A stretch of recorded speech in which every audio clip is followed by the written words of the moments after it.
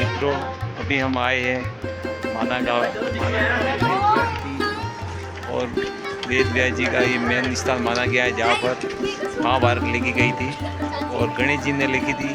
और वेद व्यास जी की गुफा ऊपर है मित्रों। यहाँ पर गणेश जी की गुफा इधर है और भीमशिला इधर है। जब द्रौपदी रास्ता नहीं पार कर पा रही थी तो भीम ने शिला को रोक दिया था, इसलिए उसे भीमशिला कहते हैं। तो चलिए दर्शन करते हैं मित्रों। इस गांव में जो हैंडीक्राफ्ट काम होता है ना, वो ये वाला है।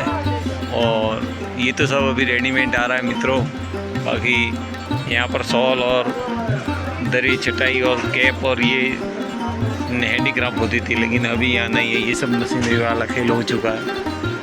ये देखिए, ये सब मशीनरी माल है जो बाहर से आता है।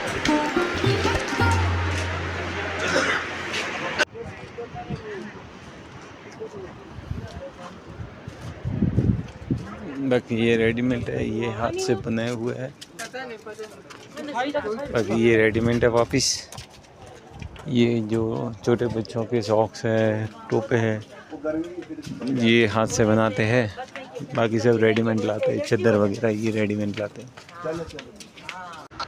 लेकिन यहाँ कुछ एंटिक पीस होते हैं ना, वो आइटम जैसे ये स्वयं बनाते हैं। तो मैंने देखा भी है पहले। मैं भी ये देख रहा था कि बाहर का माल ज़्यादा है, लेकिन यहाँ पर जैसे कि तिब्बत का माल ज़्यादा आता है।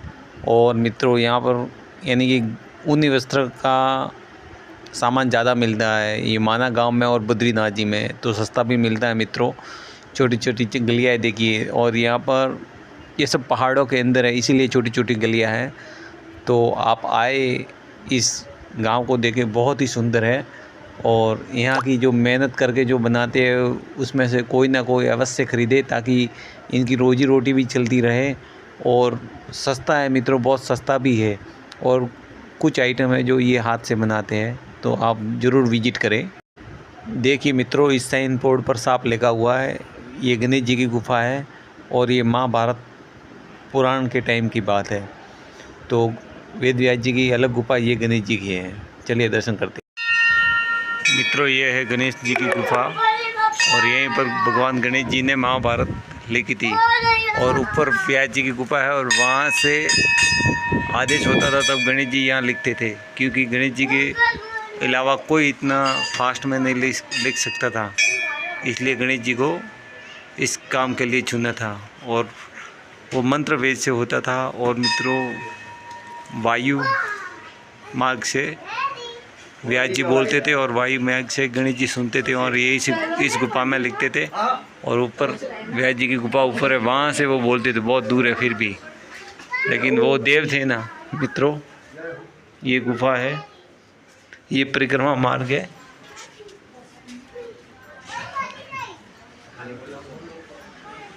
जय गजानन जी महाराज।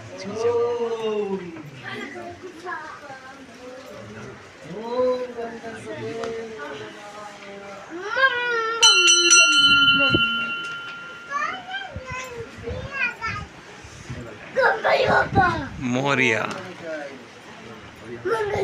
मोरिया। देखिए मित्रों, हिंदू धर्म ध्वजा कितनी आन मान साल से लहरा रही है गजानन जी के टेम्पल पर। और ऊपर से इधर बर्फ़ के पहाड़ है मित्रों, तो बहुत ही शानदार व्यू भी है। अब हम पहाड़ियों पर चढ़ते हुए ऊंचाई पर आ चुके हैं। तो ये है भारत की प्रथम दुकान और इसी के पास में बनी हुई है वेद व्यास जी की गुफा। तो यहाँ दर्शन करने जाते हैं। चलिए चलते हैं, दर्शन करते हैं। और ये है हमारा तिरंगा। वेद व्यास जी ने इसी गुफा में 17 पुराण को लिखा था और चारों वेदों को अलग अलग किया था। फिर जब महाभारत लिखने की बात आई तो गणेश जी का आह्वान किया और गणेश जी को निमंत्रण दिया। और गणेश जी यहाँ आए। सभी देवी देवताओं में बातचीत होने के बाद गणेश जी ने बोला कि मैं लिखूँगा। तो गणेश जी ने यहाँ पूरी महाभारत लिखी। लिखते लिखते पेन की निप्पल टूट गई, तो उन्होंने अपना एक दांत तोड़कर उस दांत से लिखी थी। ये वही स्थान है मित्रों। तो गणेश जी का आपको दर्शन करवाया उस टेम्पल में। और ये है वेद व्यास जी की गुफा तो बहुत बड़ी है। वेद व्यास जी की प्रतिमा भी अंदर विराजमान है और पुराने इतिहास के शिलालेख भी है। महाभारत जिस पत्थर पर लिखी थी वो इतिहास भी है।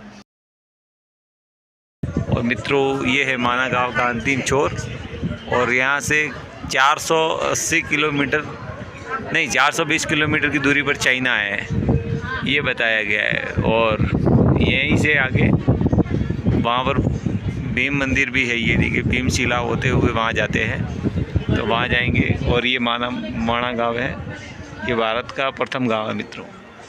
जय श्री कृष्ण। मित्रों ये भक्त लोग, आप कहाँ से बता रहे भैया जी? मैं सहारनपुर से आया हूँ। सहारनपुर से। कैसा व्यास जी के मुझे बड़ा आनंद हुआ है। शिला भी रखी हुई है अंदर, वेद व्यास जी ने किसके ऊपर अपनी वो भागवत कथा लिखी है जिसमें श्लोक लिखे हुए हैं। हाँ हाँ, वो भी अंदर आज विराजमान है। आज भी है, आज भी जो रखे उसमें लिखे हुए भी हैं श्लोक। वो उसके ऊपर जैसे उभरी हुई है वो आकृति। हमारा तो जीवन धन्य हो गया। धन्य हो गया ना, हमारा जीवन रियल में धन्य हो गया। ये तो बिल्कुल आपको ऐसा महसूस होगा, आप प्रकृति से आप बिल्कुल रूबरू हो रहे हो यहाँ। बड़ा महसूस, हमें तो जीवन धन्य हो गया हमारा। जिसने भी जन्म लिया है वो यहाँ नहीं आए तो उसका जीवन व्यर्थ है। व्यर्थ है, सही है ना भैया? ये उसमें लिखा हुआ भागवत कथा में भी लिखा हुआ, जो बद्रीनाथ धाम नहीं आया ये बार आएगा उसका तो कालो काल का ये मानो जीवन सफल हो जाता है। हाँ तो ये तो बद्री विशाल है, ये तो क्या है, वो क्या विशाल के बारे में तो कहा गया है, तो कालों के काल जो भी अपना यहाँ पे दर्शन कर लेता है स्वर्ग का। हाँ, और स्वर्ग का रास्ता भी यहीं से, यहीं से। ये तो द्रौपदी, हाँ ये आगे से वो जो मंदिर दिख रहा है वहाँ से स्वर्ग का रास्ता भी इधर से बताया गया मित्रों। और मित्रों कहते हैं कि जिसको अपने जीवन मरण से मुक्ति चाहिए तो बद्रीनाथ के दर्शन अवश्य करें। जय बद्री विशाल। हमारे एक मित्र आए हुए हैं सहारनपुर से ही, बताओ कुछ अपने बारे में बताओ। आनंद आ गया? आनंद आ गया, बस यही चाहिए। हर हर महादेव। बद्री विशाल की जय हो। जय हो बाबा बद्री विशाल।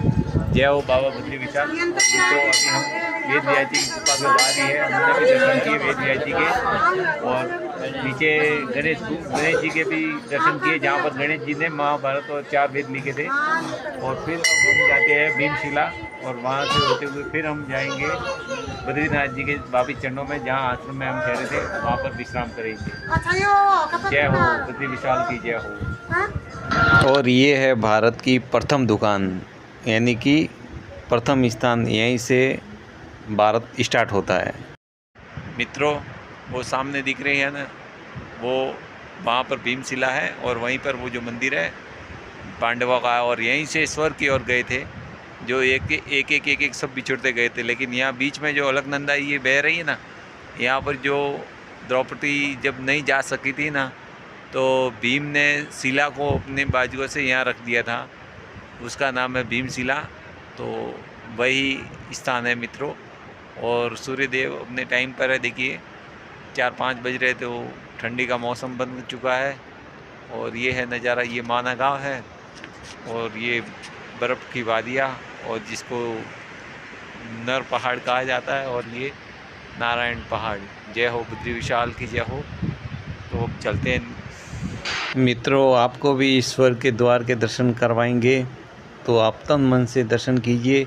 और हम नीचे जाते हैं जहाँ भीमशिला है, और वहीं मित्रों सरस्वती नदी का उद्गम स्थान भी है, और वही सरस्वती मंदिर केवल थोड़ी दूरी पर जाकर इसी अलकनंदा में मिल जाती है। तो चलिए बढ़ते हैं।